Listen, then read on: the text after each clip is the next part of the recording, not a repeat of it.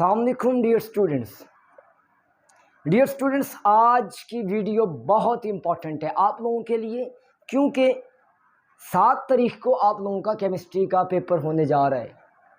और आज जो क्वेश्चंस आप लोगों को बताए जाएंगे 110% बोर्ड में जितने शॉर्ट क्वेश्चंस होंगे वो इन्हीं में से दिए जाएंगे। कोई भी बच्चा एक भी सेकंड के लिए भी वीडियो को मिस मत करे। आपने वीडियो को पूरा देखना है और लाजमी इसको अपने दोस्तों के साथ शेयर करना है, लाजमी शेयर करना है ताकि किसी का भला हो जाए। और हाँ, पर्सनल में एक चीज़ बताता चलूँ, किसी भी स्टूडेंट को केमिस्ट्री में कहीं पे भी कोई इशू हो, कोई शॉर्ट क्वेश्चन पूछना हो, कोई लॉन्ग क्वेश्चन समझना हो, तो ये मेरा व्हाट्सअप नंबर है जो मैं लिख रहा हूँ, ये आपने नोट कर लेना है।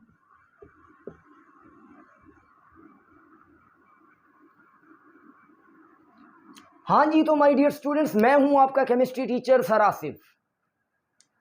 व्हाट्सएप नंबर मैंने शेयर कर दिया, किसी को कोई प्रॉब्लम है तो पूछें, मैं बताऊंगा और मैं इस बात का पाबंद हूं। मैं अपने बच्चों की हेल्प पूरी करूंगा कि उन्हें केमिस्ट्री में किसी किस्म का कोई इशू ना हो। हाँ जी, तो टाइम वेस्ट किए बगैर मैंने आज गेस आपके लिए लिखा है केमिस्ट्री के शॉर्ट क्वेश्चंस का।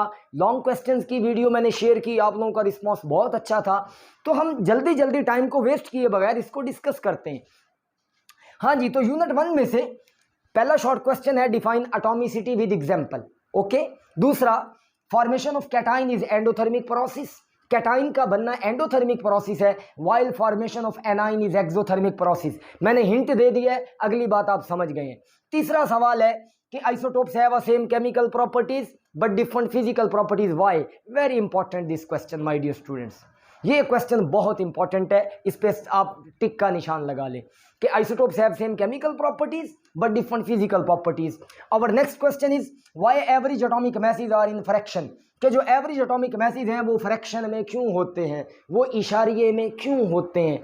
उसके बाद है ये देखिए, ये क्वेश्चन समझ लें कि जो मॉलिक्यूलर फार्मूला है वो इंपीरिकल फार्मूले का n मल्टीपल होता है, इसको जस्टिफाई करें। बड़ा इंपॉर्टेंट क्वेश्चन है। और यहां पर एक चीज नोट करता चलूं, क्लियर करता चलूं कि difference between empirical and molecular formula भी पूछा जा सकता है। यहां से ये भी पूछा जा सकता है कि right names and formulas of those compounds having same empirical and molecular formulas. उन कंपाउंड्स के नाम बताएं जिनके इंपीरिकल और मॉलिक्यूलर फार्मूला सेम होते हैं। तो पुत्र याद रखना है, ये बहुत इंपॉर्टेंट है। Define empirical formula, right it's important steps, ये भी बहुत इंपॉर्टेंट है। इसके बाद आ गया डिफाइन मैस स्पेक्ट्रोमीटर, उसका प्रिंसिपल पूछा जा सकता है और पूछा जा सकता है इलेक्ट्रोमीटर से क्या मुराद है। मैस स्पेक्ट्रोमीटर क्या है, उसका प्रिंसिपल क्या है, और इसके अलावा क्या पूछा जा सकता है, इलेक्ट्रोमीटर क्या है। और एक चीज और पेपर में पूछा जाता है कि names of physical method used to separate isotopes. Physical methods के नाम बताने हैं जिनसे हम आइसोटोप्स को अलहदा करते हैं, other than mass spectrometer, mass spectrometer के अलावा। ये भी मैस स्पेक्ट्रोमीटर का जो आखिरी पैराग्राफ है मेरा बेटा, उसमें लिखा हुआ है। इसके अलावा देख लें डिफाइन स्टोइकियोमेट्री और उसके अजम्पशन। स्टोइकियोमेट्री क्या है, उसके अजम्पशन लिखें, ये लॉन्ग भी बन सकता है, शॉर्ट भी बन सकता है। और आल्सो मेंशन 2 लॉज, और साथ में आपने इसमें जो 2 लॉज हैं उनके नाम भी बताने हैं, वो पूछ लेता है। इसके अलावा माय फ्रेंड्स लिमिटिंग और एक्सेस रिएक्टेंट क्या है और उसको आइडेंटिफाई कैसे करते हैं। Define limiting and excess reactant, write its identification. इसके बाद आ गया actual yield is less than theoretical yield. Actual yield theoretical yield से कम क्यों होती है, बड़ा इंपॉर्टेंट क्वेश्चन है। यहां से कुछ और भी पूछेगा तो क्या पूछेगा, difference between actual yield and theoretical yield. ये लॉन्ग भी बन सकता है बेटे, याद रखना, यील्ड वाला लॉन्ग भी बन सकता है। या फिर पूछेगा व्हाट इज परसेंटेज यील्ड। ये चीजें मैं क्यों बता रहा हूं कि इस सवाल के पूछने का तरीका चेंज हो सकता है, वो कुछ भी आपको पेपर में यील्ड के मुताबिक पूछ सकता है। एक्चुअल थ्योरेटिकल का डिफरेंस पूछ सकता है, परसेंटेज यील्ड क्या है ये पूछ सकता है, या एक्चुअल यील्ड थ्योरेटिकल यील्ड से कम क्यों होती है ये पूछ सकता है। तो माय डियर फ्रेंड्स, एक्सरसाइज से जो बहुत इंपॉर्टेंट क्वेश्चन है वो क्वेश्चन नंबर 9 है और क्वेश्चन नंबर 25 है फॉर ऑल पंजाब बोर्ड्स। तमाम बोर्ड्स के लिए सेम बता रहा हूं। ये तो था हमारा, देखिए कितने हैं, ज्यादा से ज्यादा 8 या 10 शॉर्ट क्वेश्चन है, ये देख लें, 20 मिनट का टाइम है। ओके, अब आ जाएं चैप्टर नंबर 2। चैप्टर नंबर 2 में मैंने एक क्वेश्चन इकट्ठा लिखा है कि names of steps, write name of steps involve in crystallization और क्वांटिटेटिव एनालिसिस। आपने उन स्टेप्स के नाम बताने हैं जो क्रिस्टलाइजेशन में हम यूज करते हैं और जो हम क्वांटिटेटिव एनालिसिस में यूज करते हैं। इसके अलावा मैंने लिखा है FFP, इसका क्या मतलब है, कोई बता सकता है मेरा दोस्त?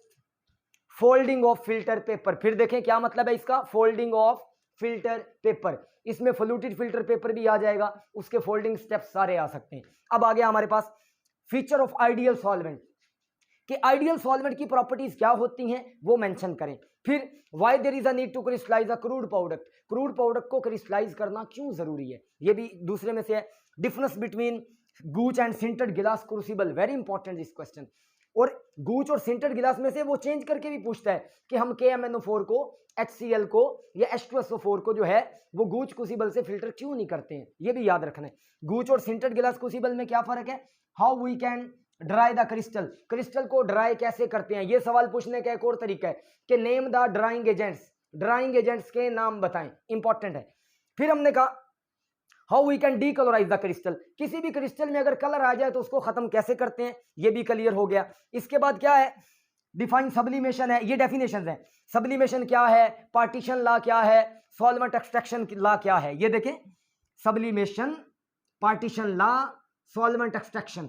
फिर RF value, very important this question, RF value से क्या मुराद है। इसके अलावा है यूजेस ऑफ क्रोमेटोग्राफी, क्रोमेटोग्राफी के यूज हैं, एड्सॉर्प्शन क्रोमेटोग्राफी और पार्टीशन क्रोमेटोग्राफी। इसका स्क्रीनशॉट ले ले, इसको अच्छे से देखना है, ये बहुत इंपॉर्टेंट है और अपने दोस्तों के साथ शेयर करें। अभी तो हैं ये पहले 2 चैप्टर, मैं इंशाल्लाह आप लोगों को ये सारे जो हैं 7 चैप्टर तक, 11 नहीं 7 तक, इतना मैं आप लोगों का फायदा करूंगा, 7 तक मैं क्लियर कर देता हूं। तो माय डियर फ्रेंड्स, ये था पहला चैप्टर और ये दूसरा चैप्टर। ज्यादा से ज्यादा पहले और दूसरे चैप्टर में से 17 या 18 शॉर्ट बन रहे हैं और मेरा पुत्र ये बड़े इंपॉर्टेंट हैं। Wish you all the best. हाँ जी, तो स्टूडेंट्स अब हम डिस्कस करने जा रहे हैं शॉर्ट क्वेश्चन चैप्टर 4 और 5 के, बड़े इंपॉर्टेंट हैं और जल्दी जल्दी वीडियो को स्किप वाइंड अप करते हैं। चैप्टर 3, 4 और 5 3 चैप्टर मैंने लिख दिए। चैप्टर 3 में से पहला क्या है, जोउल-थॉम्पसन इफेक्ट। अच्छा, एक चीज यहां पर रह गई, जोउल-थॉम्पसन इफेक्ट के साथ शॉर्ट क्वेश्चन एटमॉस्फेयर भी पूछा जाता है। एटमॉस्फेयर में common and SI units of R आप लोगों ने याद रखने, ये पूछे जाते हैं। इसके अलावा आ गया बॉयल लॉ और चार्लिस लॉ, ये हमारा क्या है, बॉयल्स एंड चार्लिस लॉ। ये क्या है, जोउल-थॉम्पसन इफेक्ट। ये क्या है, एटमॉस्फेयर। इसके बाद है quantitative definition of Charles law, बड़ा इंपॉर्टेंट है। चार्लिस लॉ की कौन सी डेफिनेशन, क्वांटिटेटिव, याद रखनी है। इसके बाद आ गया साबित करना है PV बराबर nRT। और इसके अलावा आप डेंसिटी ऑफ आइडियल गैस कैसे फाइंड करते हैं, आपने R के कॉमन यूनिट निकालने हैं और R के SI यूनिट निकालने हैं। इसके अलावा आ गया पार्शियल प्रेशर से क्या मुराद है, इसका रिलेशन निकालना है। ये डाल्टन लॉ वाला पोर्शन जो है उसमें से दिया गया मोहतरम। पायलट्स जो हैं वो प्रेशराइज कैबिन क्यों यूज करते हैं, आप ये पता है आप लोगों ने, डाल्टन लॉ की एप्लीकेशन 4 है, उनमें से ये तीसरी है। हाँ, तीसरी। डाल्टन लॉ जो है वो रेस्पिरेशन प्रोसेस पे कैसे एप्लीकेबल होता है। उसके बाद मीन स्क्वायर और रूट मीन स्क्वायर वेलोसिटी, इसमें ये दोनों आ जाते हैं। और ग्राहम लॉ का रिलेशन निकालना है, एवोगाड्रोस लॉ का रिलेशन निकालना है। KMT के फॉल्टी अजम्पशन, बड़ा इंपॉर्टेंट क्वेश्चन है। KMT के फॉल्टी अजम्पशंस बहुत इंपॉर्टेंट। इसके अलावा मेरा पुत्र है van der Waals equation 1 mole of gas के लिए लिखनी है और n मोल ऑफ गैस, ये वैसे ही डायरेक्ट कहेगा कि right van der Waals equation for 1 mole of gas for n mole of gas. इसके अलावा दे सकता है unit of van der Waals constant A and B, van der Waals constant A और B के यूनिट। इसके अलावा प्लाज्मा क्या है, ये कहां पाया जाता है, बनता कैसे है और इसकी क्या लिखनी है, characteristics. Define plasma, how it is form, where it is found, write its characteristics. चारों में से एक पूछेगा और यूजेस पूछ सकता है वो, या नियॉन साइन क्या है, ये इंपॉर्टेंट है, ये ज़हन में रखना है। अब आ जाए चैप्टर 4 पे। चैप्टर 4 थोड़ा लेंथी ज़रूर है लेकिन बहुत इंपॉर्टेंट है। 4 शॉर्ट क्वेश्चन, 1 लॉन्ग क्वेश्चन। 4 2 8, 8 और 4 12, 12 और 2 MCQs, 14 नंबर का पेपर। अगर नहीं अटेम्प्ट करेंगे फारिग, पेपर देने का फायदा ही नहीं है। आ जाए जी, पहला है डी बाई फोर्सेस क्या होती हैं, पोलराइजेबिलिटी क्या है, बॉइलिंग पॉइंट नोबल गैसेस के ग्रुप में ऊपर से नीचे क्यों बढ़ते हैं, what R D by forces. अच्छा, यहाँ पर डाइपोल डाइपोल फोर्सेस भी पूछ सकता है। अच्छा, एक ज़हन में सवाल आ गया यार, इंटर एंड इंट्रामॉलिक्यूलर फोर्सेस का फर्क पूछ सकता है, या इंट्रामॉलिक्यूलर फोर्सेस इंटरमॉलिक्यूलर फोर्सेस से स्ट्रॉन्ग क्यों होती हैं। इसके अलावा मेरा पुत्र आ गया, हाइड्रोजन बॉन्डिंग क्या है, सोप का क्लीनिंग एक्शन क्या है, डिटर्जेंट और सोप का क्लीनिंग एक्शन क्या है।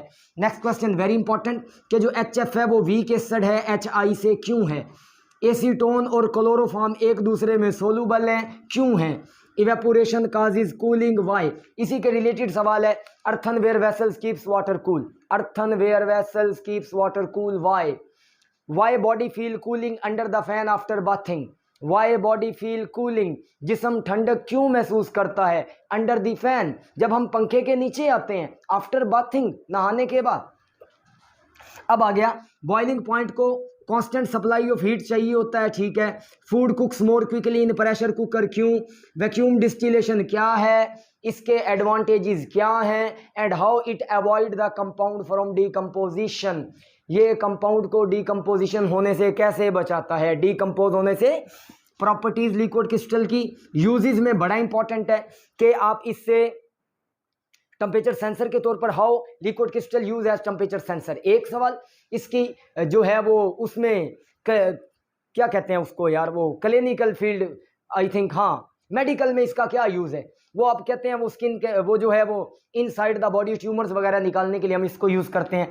Define symmetry, what are symmetry element, very important this question. Isomorphism और पॉलीमॉर्फिज्म वाला, यूनिट के parameter, very important this question. Ionic crystal do not conduct electricity in solid state लेकिन conduct in molten state, कहते हैं solid हालत में अच्छे conductor नहीं है, मोल्टन हालत में है, क्यों है। आयनिक क्रिस्टल आर हाईली ब्रिटल, ये ब्रिटल क्यों होते हैं वाई, ये दोनों सवाल बड़े इंपॉर्टेंट है। अच्छा आयनिक और मॉलिक्यूलर की शॉर्ट में प्रॉपर्टीज पूछ सकता है, शायद लॉन्ग में भी आ जाए, चांसेस हैं। ये क्वेश्चन बड़ा इंपॉर्टेंट है कि मेटल की इलेक्ट्रिकल कंडक्टिविटी जो है वो डिक्रीज होती है जब हम टेम्परेचर को इंक्रीज करते हैं। Electrical conductivity of metal decreases by increasing temperature. और आखिरी चीज है क्यूबिक क्लोज पैकिंग और हेक्सागोनल क्लोज पैकिंग। और लास्ट वन है what is electron gas theory, why metal shows metallic lustre, why metals have a shining surface, very important this. अब आ जाए पांचवें पे जल्दी जल्दी। पांचवें में पहला क्या है कि कैथोडेज पे नेगेटिव चार्ज क्यों होता है, कैथोडेज आर मटेरियल पार्टिकल हैं, साबित करें E/m वैल्यू कैथोडेज की इलेक्ट्रॉन के बराबर होती है। तीनों सवाल फिर देख लें। Cathode rays have a negative charge, cathode rays are material particle and साबित करें E/m value of cathode rays equal to electron, ये बहुत इंपॉर्टेंट है। और इसमें से सवाल बन सकता है कैथोडेज आर रिड्यूसिंग इन नेचर, ये रिड्यूसिंग इन नेचर क्यों होती हैं। फिर calculate mass of electron, electron का मैस फाइंड करना है। प्लैंक्स क्वांटम थ्योरी के मेन पॉइंट पूछ सकता है और इसमें से पूछ सकता है define wavelength, frequency and wave number. इसके अलावा आ जाएं रदरफोर्ड के एटॉमिक मॉडल के डिफेक्ट्स पूछ सकता है, defects of Rutherford atomic model. Bohr के मेन पॉइंट क्या हैं पूछ लेता है अक्सर। जीमन and stock effect, very important this question, very very important this question. Bohr atomic model is not flat, why, very important this question. Orbit and orbital, short question है, बड़ा important है। Heisenberg uncertainty principle, साबित करें lambda बराबर होता है H/mv, ये बड़े इंपॉर्टेंट है। क्वांटम नंबर्स के नाम पूछ सकता है और स्पिन क्वांटम नंबर शॉर्ट में पूछ सकता है। इसके अलावा हुंड्स रूल क्या है, डी जनरेट ऑर्बिटल क्या है, N+L रूल क्या है, ऑफबा प्रिंसिपल क्या है, पॉलीज एक्सकुलेशन प्रिंसिपल है क्या है। एक नहीं देगा, कम से कम 2 या 3 डेफिनेशन शॉर्ट में देगा। इसके अलावा मोजले लॉ क्या है, उसकी इंपॉर्टेंस लिखें और उसकी मैथमेटिकल फॉर्म। और चैप्टर 5 में एक्सरसाइज का क्वेश्चन नंबर गालिबन 5 है या 6 है मेरा पुत्र, वेरी इंपॉर्टेंट है, आई थिंक 6 है और उसमें ABCDEFG तक हैं, 6 शॉर्ट हैं, कर लेने हैं, आ जाने। इसके अलावा कंटिन्यूअस एंड लाइन स्पेक्ट्रम, ये जरा मुझे बाद में याद आया कि यार ये तो बताया ही नहीं है। और हाइड्रोजन स्पेक्ट्रम क्या है, पॉजिटिव रेज को कैनाल रेज क्यों कहते हैं, हाइड्रोजन स्पेक्ट्रम की स्पेक्ट्रल लाइंस के नाम लाजमी याद करने हैं। तो ये था आपका जो क्या कहते हैं गेस्ट था चैप्टर नंबर 3 का, 4 का और 5 का। मेरा पुत्र इसका स्क्रीनशॉट लें, इसको प्रिपेयर करें, मटेरियल आपके पास है। क्या कहते हैं कि वो पेपर जो है वो आपने ऐसा लिखना है कि एग्जामिनर कहे यार क्या लिखा है।